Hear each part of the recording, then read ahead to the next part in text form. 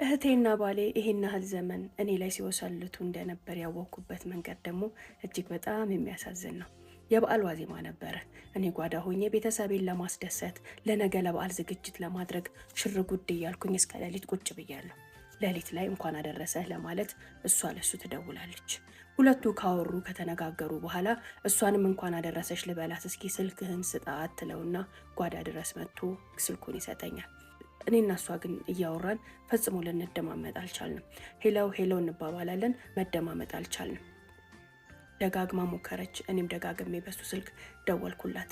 የኔ ስልክ ደግሞ አጋጣሚ ሆኖ ዝግቶ ነበርና ወደ ቴክስቱ ገብቼ በቃ ኪችን ስለሆንኩኝ ልንደማመጥ አልቻልንም፣ ከኪችን ስወጣ ደውልልሻለሁ ለማለት ወደ ሜሴጁ ሰተት ብዬ መግባት። ያኔ ነበረ ጉዴን ሁሉ የዘረገፍኩት። ሜሴጅ ውስጥ ገብቼ ለሷ ስልክ አይሰራም በኋላ ደውልልሻለሁ ብዬ ቴክስት ካረኩላት በኋላ በጣም ብዙ ቴክስቶችን አየሁኝ። ደምዬ ከመጀመሪያ ጀምሮ ማንበብ ጀመርኩኝ። ከሁለት ያን ሁሉ አመታት ከጀርባዬ ሲደረግ ሲወራ ሲፈጠር የነበረውን ነገር ሁሉ ቁጭ ብዬ በዛ የበዓል ዋዜማ ሌሊት ስራዬን ትቼ እሳቴን አጠፋፍቼ ማንበብ ጀመርኩኝ። አላመንኩም። ከዛ በኋላ የተፈጠረው ምንድነው? ምን አልሽ? ምን አደረግሽ? እንዳትጠይቂኝ ራሴን ነበር የሳትኩት። ምኑንም ነገር አላስታውሰውም። አበድኩ። ያ በዓል ያ ጊዜ እንዴት እንዳለፈ ያ ሁኔታ እንዴት እንዳለፈ እስካሁን ድረስ አብዛኛውንም አላስታውሰውም። ያ በዓልም ሲመጣ አሁንም ድረስ ማስታወስ አልፈልግም።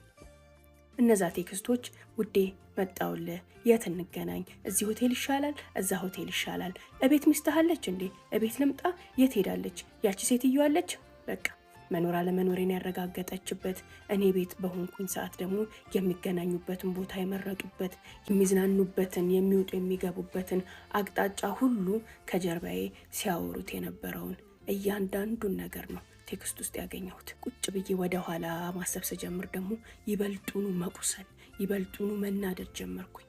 እቤት ቁጭ ብለን አንድ ላይ እኔ ሱቅ እወጣለሁ የሆነ ነገር ለመግዛት የሆነ ነገር ለማድረግ። ያኔ ለካ ሙድ እየያዙብኝ ነበር። እየተጠቃቀሱ እኔ መውጣቴን አረጋግጠው እዛው ባለሁበት እንኳን ለሱቅ ስወጣ ስመጣ የሚያሳዩኝ የነበሩት አክሽን፣ ስወጣ ተያይቶ የሚያሳዩት የነበረው አክሽን፣ እያንዳንዱ ነገር ፊት ለፊት መጣ። ሰርግ ቦታ ላይ አብረን ሆነን እኔ ዞር ስል ሁለቱ መሀል ላይ አያቸው የነበሩ ነገሮች፣ ጎረቤቴ ይሉኝ የነበሩ ነገሮች፣ የተለያዩ ካፌ ላይ መንገድ ላይ እንዲሁም ደግሞ መኪና ውስጥ ገቢና ውስጥ ሳይቀር እኔና እሱ ተቀጣጥረን ስመጣ በጣም ብዙ ጊዜ ገቢና ውስጥ ቁጭ ብላ አፏን ገጥማ ከሱ ጋር ስታወራ አግኝቻቸዋለሁ፣ አይቻቸዋለሁ። እነዛን ሁሉ ጊዜያቶች በአይነ ህሊናዬ እየሳልኩኝ ወደ ኋላ ስመለከታቸው ደግሞ ምን ያህል እንደተሳለቁብኝ፣ ምን ያህል እንደሳቁብኝ፣ ምን ያህል ሙድ እንደያዙብኝ ሳስብ አበድኩኝ። ራሴን መቆጣጠር፣ ህሊናዬን መቆጣጠር እስኪያቅተኝ ድረስ ደረስኩኝ። መጀመሪያ በቀል መስሎኝ የወሰድኩት እርምጃ ቀጥታ ሄጄ ለባሏ ሁሉንም ነገር ማሳወቅ ነበር። የሚገርምሽ ግን ሀውለት ትለናለች። በፓርትቱ ታሪካችን መተናል። እንዴት ናችሁ ልጆቼ? ደህና ናችሁ? አብራችሁን ስለሆናችሁ እጅግ በጣም አመሰግናለሁኝ። እዚህ ቻናል ላይ ምርት አገልግሎታችሁ ማስተዋወቅ የምትፈልጉ ቤተሰቦች ባዮ ላይ ባለው ስልክ ደውላችሁ ልታወሩኝ ትችላላችሁ። እንዲሁም እህቶቼ አባያ፣ ቦርሳ፣ ድሪያ፣ ጫማ ከሁለት ጋር ሳታዩ እንዳትገዙ እያልኩኝ በፓርትቱ ታሪክ መጥቻለሁ። አብራችሁን ቆዩ። ሌላው አስገራሚና አስደናቂ ነገር ደግሞ ያ ነው። ባለቤቷን ሄጄ ያየሁትን፣ ያነበብኩትን፣ የሰማሁትን እኔ ላይ የሆነውን ነገር ሁሉ ነገርኩት። በጥሞና ጸጥ ብሎ ነበር የሰማኝ። ከዛ ምን ቢለኝ ጥሩ ነው፣ እስኪ ባክሽ ተረጋጊ፣ ተረጋግተን ነገሩን ብናጠራ አይሻልም ነበር አለኝ። ምንም አልመሰለውም፣ ምንም አልሞቀው፣ አልበረደውም። ነገር ግን ባለቤቷ ሁሉንም ነገር ያውቃል።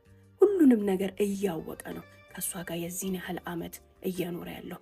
እሷን ካገባ በኋላ ያፈራቸው ልጆችም ሀብቱም ያሳሰዋል። ይሄ ትዳር ከተበተነ ሀብቴም ልጆቼም ይበተናሉ። ስለዚህ ችዬ አንድ ቀን የተሻለ ነገር ይመጣል፣ ችዬ ልኑር ባይ ነው።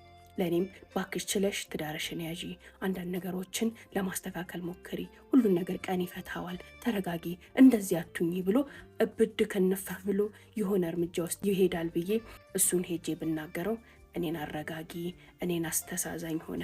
ሲያቅ ነው የኖረው። አሁንም ሁሉንም ነገር እያወቀ እንዳላወቀ ሆኖ የሚኖርበት ትዳር መሆኑን ከዚህም በፊት አቅ ነበር። አሁን ግን አረጋገጥኩኝ።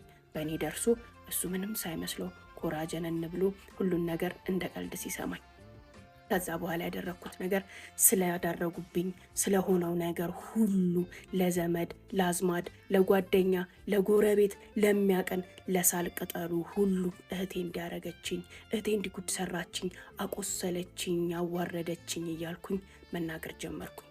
ማህበረሰቡ በጣም አገለላት። ማህበረሰቡ በጣም ተጸየፋት። ያ ነገር ለእኔ በቀል መስሎ ነበር የተሰማኝ። በእርግጥም የማህበረሰቡ በዛ ሁኔታ የሷን በጥላቻ መመልከት የተወሰነም ቢሆን አሸማቋታል። ነገር ግን አሁን ሳስበው በቂ አይደለም። ምንም ያህል አልተበቀልኳትም ብዬ አስባለሁኝ። ከዛ በኋላ እሱን ላናድድበት፣ እሱን ልበቀልበት፣ እሱን እንደዚህ ያቆሰለውን አንጀቴን የእሱም አንጀት መቁሰል አለበት ብዬ ሳስብ ግን እሱን እበቀላለሁ ብዬ ደግሞ ስወስዶ የነበረው እርምጃ ዞሮ አሁን ሳየው ራሴን የጎዳ፣ ራሴን ያዋረደ፣ ራሴን ያረከሰ ሆኖ አገኘሁት። አረግ የነበረው ነገር ያን ነገር ከሆነ በኋላ ራሴን መቆጣጠር አቃተኝ፣ ስሜቴን መቆጣጠር አቃተኝ። የመጠጥ ሱሰኛ ሆንኩኝ። እሱና ጓደኞቹ ይገኙበታል ብዬ የማስባቸው መጠጥ ቤቶች ላይ ሁሉ እየሄድኩኝ እንዳይሆኑ መሆን ጀመርኩኝ። መጨፈር ጀመርኩኝ፣ መሳደብ ጀመርኩኝ። በስካር መንፈስ ሆኜ እሱን ማዋረድ ጀመርኩኝ። ይህን ነገር የማደርገው ደግሞ ሆን ብዬ እሱና የእሱ የቅርብ ሰዎች የሚገኙበት ቦታ ነበረ። ባሏ እንዲያድርጓት እኮ ነው እንዲሆነችው፣ ያችን የመሰለች ልጅ እንዲያደረጋት እኮ ከእህቷ ጋር ዘሙቶባት ነው፣ ወስልቶባት ነው እያሉ ሁሉም ሰው እንዲጸየፈው፣ ሁሉም ሰው ነውሩን እንዲያውቅ ብዬ በየመጠጥ ቤቱ እሱን ሊያናድዱ፣ እሱን ሊያቆስሉና ሊያበሳጩ የሚችሉ ነገሮችን ሁሉ ማድረግ ጀመርኩኝ። በእርግጥ በወቅቱ የሰውም ሐሜቱም ወሬውም የኔም እንደዛ መሆን የተወሰነ ተሰምቶታል። ከሱ በላይ ግን እኔ ተጎዳሁ። ከሱ በላይ እኔ የማይሆን ነገር ውስጥ ገባሁኝ። ምን እንዲያደረግ ለምን እንዲያደረገኝ ከገዛ ጓደኛዬ ጋር ከገዛ እህቴ ጋር በድላኝ እንኳን እህቴ እያልኩኝ ከምጠራት ሴት ጋር አክስቴ ልጅ ብዬ ስጠራት እንኳን ያራኳት የሚመስለኝ እህቴ ጋር ጓደኛዬ ጋር ካላጣኸው ሴት እንዴት እንደዚህ አድርገኸዋል አላደረግከውም ብዬ ለ2 ለ3 ለ4 ጊዜ አፋጥጬ ያስኩት። ምንም አይነት መልስ ሊሰጠኝ አልፈለገም። አድርጌያለሁም አላደረግኩምም አላለም። ዝምታን የመረጠው። ያ ደግሞ አድርጌያለሁ ማለትን አሳየኝ። አድርጌያለሁ ሊለኝ እንደፈለገ አረጋገጠልኝ። ከዛ በኋላ ከሱ ጋር መተያየትም አብሮ መሆንም ፈጽሞ ልቋቋመው የሚችለው አልሆነም። ፈጽሞ ላደርገው የሚችለው አልሆነም። ሽማግሌ ተሰበሰበ፣ መጣ፣ በመካከላችን ገባ። ነገር ግን መረጋጋት አልቻልኩም። በዚህ ሁኔታ ከሱ ጋር መኖር አልችልም ብዬ 4 ልጆቼን ይዤ ከህይወቱ ወጣሁኝ። ነገር ግን አይምሮዬም ውስጤም ህሊናዬም ሰላም አይደለም። አብሶ እሷን ሳያት የሚሰማኝ አውሬነት በየዘመዱ በየለቅሶ በየሰርጉ ማየትን ባልፈልግ በተለያዩ አጋጣሚዎች አያታለሁ። ስጋ ናት፣ ዘመድ ናትና እሷን አለማየት አልቻልኩም። እሷን ሳይና እሷን ሳገኝ የሚሰማኝን አውሬነትና ብስጭት መቋቋም ስላልቻልኩኝ ሀውለት አዲስ አበባ ውስጥ አሉ የተባሉ ሳይካትሪስቶችን ሁሉ አይቻለሁ፣ አናግሬያለሁ። ከዚህ የበቀል ጥሜ፣ ከዚህ ንዴቴ፣ ከዚህ ሀዘኔና ቁጭቴ እንዲያወጡኝ፣ እሷንም እንድረሳት እሱንም እንድረሳው፣ ወደ ራሴ እንድመለስ፣ አብሶ ደግሞ እሷን ሳየት የሚሰማኝን አውሬነት እንዲያጠፉልኝ ብዬ ያልደረስኩበት ሳይካትሪስት ቢሮ የለም። ነገር ግን ለ8 ዓመታት መጠጥ ላይ ተደበቅኩኝ። መጠጡ አላዋጣሽ ሲለኝ ሳይካትሪስቶችን አዲስ አበባ ላይ ያሉ የተባሉትን ሁሉ አየሁኝ።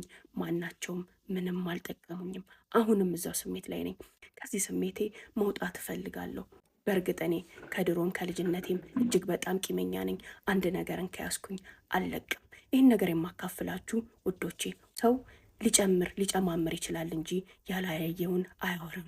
ባላየው ነገር ላይ ስምን አይለጥፍም። በእርግጥ ሊያሞቅ ይችላል።